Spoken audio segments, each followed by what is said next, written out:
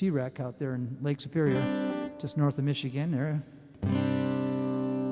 So I'll sing that song. It's a shipwreck song called The Wreck of the Edmund Fitzgerald. It was lost with an entire crew of 29 men in Lake Superior in November of 1975, just off of Whitefish Point, Michigan.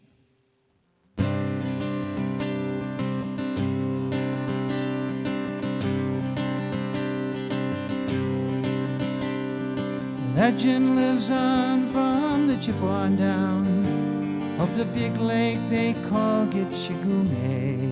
The lake, it is said, never gives up her dead when the skies of November turn gloomy. With a load of iron ore 20,000 tons more than the Edmund Fitzgerald weighed empty. Good ship and crew was a bone to be chewed when the gales of November came hurly.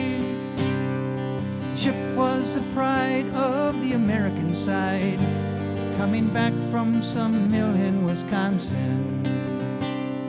As big freighters go, it was bigger than most, with a crew and good captain well seasoned, including some terms with a couple of steel firms when they left fully loaded for Cleveland.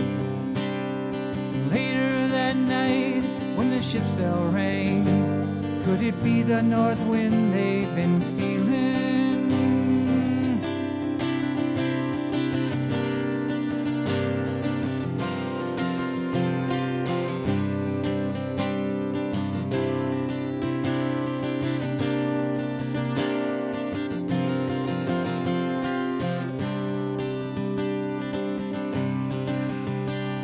The wind in the wires made a tattletale sound, and a wave broke over the railing.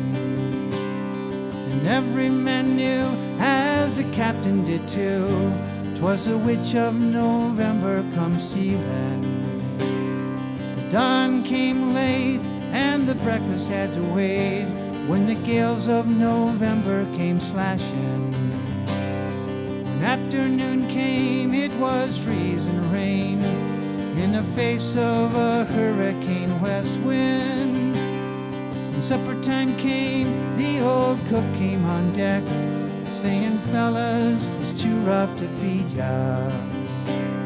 At 7 p.m., a main hatchway caved in. He said, "Fellas, it's been good to know ya." The captain wired in, he had water coming in, and that good ship and crew was in peril. Later that night, when its lights went out of sight, came the wreck of the Edmund Fitzgerald.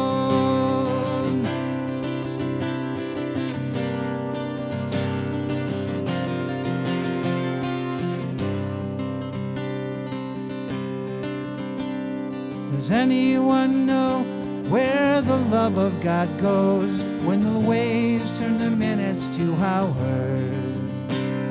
The searchers all say they'd have made Whitefish Bay if they put 15 miles more behind her. They might have split up, or they might have capsized. They may have broke deep and took water. All that remains are the faces and the names of the wives and the sons and the daughters.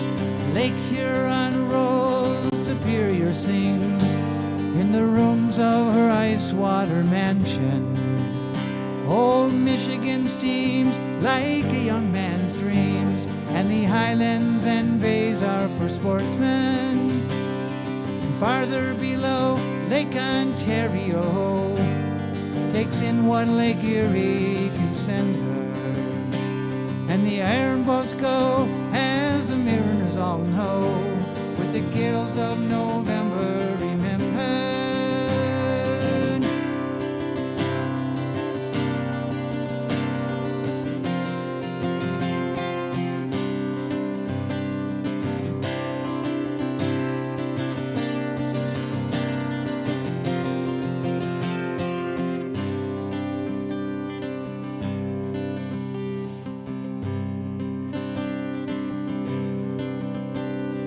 Musty Old Hall in Detroit they prayed, in the Maritime Sailors Cathedral.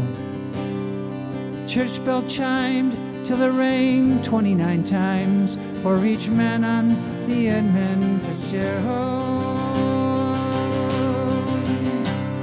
The legend lives on from the Chippewa town of the big lake they call Gitchagumi.